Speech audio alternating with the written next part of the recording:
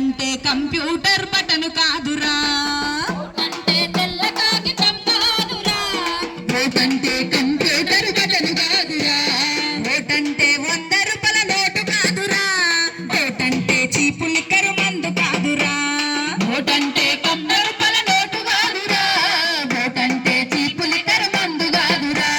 నీ ఓటే రాజ్యమైన సీట ఇందిరా, దాన్ని నమ్ముకుంటే మన బ్రతుకులు ఆగమౌనురా. ఓటంటే తెల్ల కాగితం కాదురా, ఓటంటే కంప్యూటర్ బటన్ కాదురా, ఓటంటే 100 రూపాయల నోటు కాదురా, ఓటంటే చీపు లిక్కరు మందు కాదురా. వెనకటి కాలంలో ఓటు రాజులకే ఉండెనంట, ప్రజలంతా వాళ్ళ కింద బందీలై బ్రతికిరంట. ప్రజలంతా వాళ్ళ కింద బందీలై బతికిరంట, ప్రజలంతా వాళ్ళ కింద బందీలై బతికిరంట.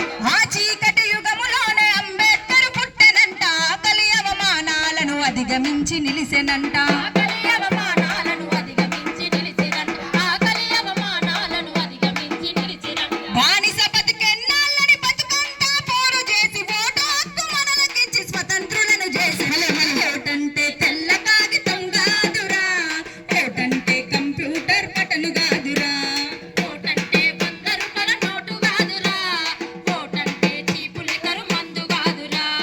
నీ ఓటే ఎమ్మెల్యే మంత్రి అయింది చూడరా, నీ ఓటే ఎంపీ ప్రధానమంత్రి ఆయరా, నీ ఓటే ఎంపీ ప్రధానమంత్రి ఆయరా, నీ ఓటే ఎంపీ ప్రధానమంత్రి ఆయరా.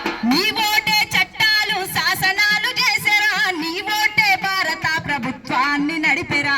నీ ఓటే భారత ప్రభుత్వాన్ని నడిపెరా, నీ ఓటే భారత ప్రభుత్వాన్ని నడిపెరా. గుడిసెలున్న పేద తల్లి ఓటు ఒకడరా, బంగ్లాలోన రా నోటుకు తేడలేదురా.